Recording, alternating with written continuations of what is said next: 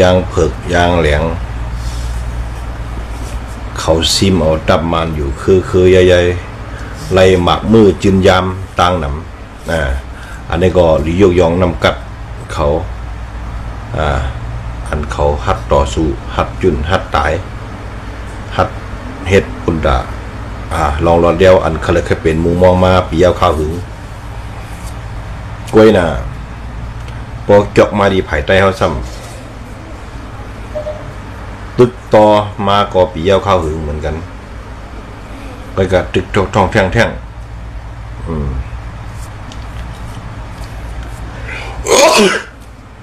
ตึกเอาเปลี่ยนเวียงก็ไปหันในเวียงกำบันนำเลยมาเดมันตึกเขาอะไรเคตัวก็เลยถอนไปเห็นหนึ่งติ๊กบาจุ่มเลยก็ปาน10 ปานมานะคำแล้วเช่ซิกไตซ้ำแทงรองหนึ่งพวกยินข่าวมันมาก็ปลายยินข่าวมากันในอะไรกวนวันกับปองข่าวปองอย่างอันนี้ก็เปลี่ยนมาปียาวข้าวหึงอันนี้ก็เขาก็จะเลยว่าก็บอกว่าแห้งมันกึ่งกันเฮ็ดสังละแห้งมันกึ่งกันอันนั้นย้อนเบอร์เก็บไปเกี่ยวนี่เนี่ยกวนนะสุดใบว่าเขาเก็บมาเนี่ยก็อันตายก็เป็นโหหิงก็โย่ถึงเมื่อปานคุณสาวเนาะถึงเมื่อปานคุณสาวถึงเมื่อเจ้าโมหิงเจ้าก้อนจึงเจ้าเสือหนุ่มเจ้าอย่างไรหูปนเมาหูตาลายตั้งเอานะตาลายจุ่มอ่ะ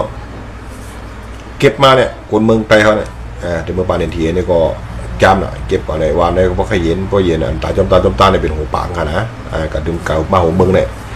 อันมั่มเปี้ยอะไรเนี่ยอันนี้เป็นรองตาดีว่าเขาเฮ็ดมาเนี่ยเขาเก็บมาในปาน10 ปานเนี่ยพูดมาข่าวตังใครว่า70-80 ปีอามาตาหองตังจานตังตาหองก็เดี๋ยวมือปัดเจ้าน้อยวะน่ะเดี๋ยวมือนางเงินคำปั่นโอ้น้ำหนักปานขิงเสือแทนนี่ก็กำกับเข้ามาในเจาะออกเลยเจาะมาด้วยน่ะมันเฮ็ดอะไรมันเฮ็ดทองเที่ยงอะไรกาถึงกลางตั้มต้นกาถึงอะไรกำขึ้นเจาะเข้ามาไปเลยกำก็ขึ้นกึดไปเลยเห็นไหมมาจุ่มเหรอมันก็ละกบดังยังอ่านเขามันถึงเฮ็ดฉลาดมันกว่าเตะมันเฮ็ดเตะเฮ็ดอะไรก็ในพวกอะไรกินได้ดึงมาเป็นใหญ่เป็นตัวเป็นปุ่นเป็นยังมากก็รอนาการต่างงานเดี๋ยวได้โชว์ลงอ่ะรอเดี๋ยวว่าตึกตัวนี่ก็เจอตึกตัวนี่ก็ดีลงเฮ็ดฉลาดนี้กูอะไรอยู่ในปลังเงินปลังคำมันเป็นเช่นนั้นรายการเมืองมันการอะไรซ้ำอย่างรองหนึ่งเขาเจอกัดเจอเย็นเจอกัดเจอเย็นนี่แหละเจอดีต่อเปิ้นจำน่ะเจอดีต่อเปิ้นนี่แหละเจอกูก็มีมากเจอกูก็มีบ้างก้อยกับพวกเราเขาปักตึกเนี่ยเหมือนตอนชุ่มผ่านะคือได้เนี่ยนะข้าก็เต็มหยุบยำอ่ะเป็นนั่นน่ะก้อยกับลายเฮ็ดมันไปเจอเฮ็ดสังมันไปเจออันนั้นเฮ็ดเผอเฮ็ดมันจุ่มเผอจุ่มมันเหมือนกันสามารถเฮ็ดมันเลยเอาปีน้องคนคือไตให้พวกรอดเดียวกับดังนาเลยให้พวกให้พวกพี่นาทีเผอมันนี่แหละคือเขาในเขาอันเขาอุบเลยก็เขาปกป้องกับนัดเดียวเขาขึ้นเยอะมือสูงกว่าก้อยกับมันเป็นจังนั้นเขาเฮ็ดตัดจุ่มเขาไว้น่ะเฮ็ดตัดจุ่มไว้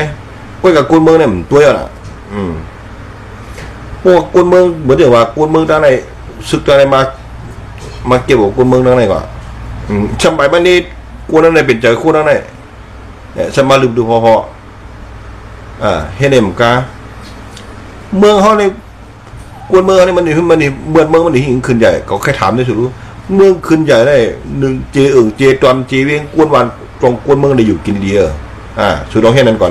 มันจะมาชุดนี้จะบักกอยตึกเมี้ยวเลยซ้ำตึกก่อนเนาะพอสุ่มตึกมันสู้ก็สำรวจพวกบอกมันคนเมืองเฮ้กับมันคนเมืองหาลองไปหมากมีแม่เพื่อนได้เป็นชนยาง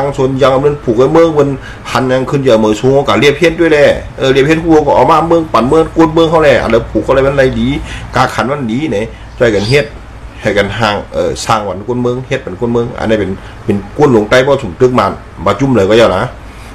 แต่ว่าเมื่อในเขาซ้ำตึกมันเสียมกาเขาซ้ำขึ้นมา นี่เป็นมือนี่กวนมือเป็นกวนตั้งไหนเป็นผายตั้งไหนเป็นเจ้าไหนเจ้าดื้อพออันนี้เป็นรองพี่เราพิษแทงอันนั้นน่ะพี่เราพิษแทงซุ่มเมียวซุ่มแทงอันนั้นน่ะกำไรเข้ากันเราขึ้นเน่กันแล้วก็ไหนวันเหมือนไหนเข้ากันขึ้นเน่กันอำในกำหมักสดหมักกว่าเนี่ยหนึ่งเข้าเน่กันที่ไหนปืนหนึ่งแค่จีบปืนหูลูกอ๋อเขามีกันไหนก็รู้ไปวนเขามีกันไหนก็รู้อำกาตั้งหลายรู้ไปวนเขามันขึ้นเยอะเลยรู้ไงเจ้าหมักแต่อะไรเขายังเน่กันนู้เสือดิกับปล่อยดิเหรออันเป็นผู้เขียนว่าอันเป็นนอนได้เนื้อเนาะอันเป็นกวนอันอยู่ตั้งเลยเนี่ยมันหัวลูกเพราะผมจะว่ามันหัวมันบางแผนอ๋อให้พอเห็นอะไรจัดกันเขาเดี๋ยวตื้อกันเขาเดี๋ยวพิษเยอะเพราะเขาเบือนพิษกันเนี่ยเขาอะไรน้ำยัดน่ะกวนในน้ำยัดเนี่ยเฮ็ดจะเฮ็ดเนี่ยนะเขาเนี่ย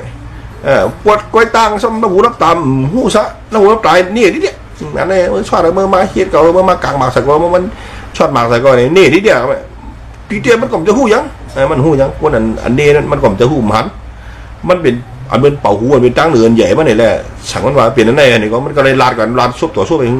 ทีเดียวมันก็มันจากนี้เขาลูกทีนี้ชื่อปลองก็มัดทีนี้ชื่อเก่าก้าก็มัดนี่ชื่อมาหนึ่งแค่หนาฉันเป็นเจ้าไหนนะจากนี้สั่งไหนก็ไหนมีใจกันนะบนหัวหลอกกันเฮ้ยไหนก็ไหนโป้เฮ้ยไหนก็รู้ด้วยปัน10 ปานนั้นเป็นเจ้าไหนนู้เหมือนตั้งเราผึ่งตั้งของตั้งจันเมียนกันนู้ที่บ้านปันหมอนน่ะพิดกันมาเนี่ยนะเมียนกันเลยบอกปลายวันตกถึงวันเมื่อไหร่กำไรแทง10 ปี20 ปีก่อนตั้งนาเมื่อห้อมดีเดี๋ยวเพิ่งดีขึ้นว่าขัดถามด้วยกูก่อนพี่น้องกูก่อนนะคำแต่ว่าขามุมมองสุดต้องให้เขาชุมเมืองให้เขามีที่อยู่ที่กิน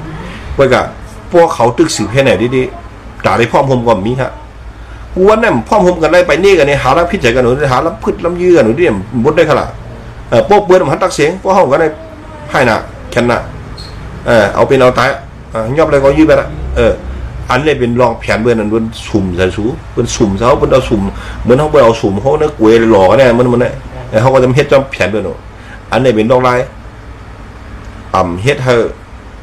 เขาปวดอีกกาตั้งนาเลยก็ไม่ได้เฮ็ดลูกหลานเขานั้นซุ่มแทงซุ่มอย่างไรเนี่ยตายเนี่ยบางตายยันเท่ากันเนี่ยซุ่มหมักกองจิ้นยามแทงซุ่มขาวยามแทงซุ่มน้ำใจกวนอันปันแห้งมันแทงทำการลืบก็ไม่โป้งเบี้ยมาหมักแกะมาเหอะใส่นี่ก้นวันเป็นอย่างไรก็เนี่ยก้นวันเราขำขี้ชัวมันก็เนี่ยเพื่อผ่านเพื่อให้การชวนนั่นก็หากินเข้ากินได้แต่ได้ใส่ชัวไม่ป้อยาวก็เนี่ย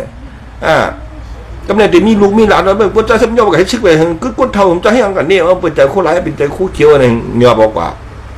ผมเงียบกว่าผมกับแฮมเป็นก็ลืบออกกว่าจริงๆก็หาเดี๋ยวนะก้นเนี่ยอันนี้มันจะตายเปลี่ยนมานะมันเปลี่ยนมาหึงหน่อยเอาลองเนี่ยกำไรพอปิดมุนเจ้ามุนจ้างมีตาหูนี่ก็ถางเทอมเขาก็ดีมีสายของเขานั่นแหละซึ่งก็มีกุฏิมันก็มีก่อนนะเกิดคำเดียวนี้เพราะว่าผมจะเห็นว่าพอซึกมาเขาเนี่ยเลย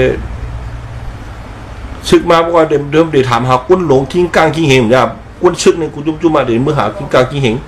บ่เมื่อนอนนึกยังไงต้องมือเห็นน่ะกุฏิ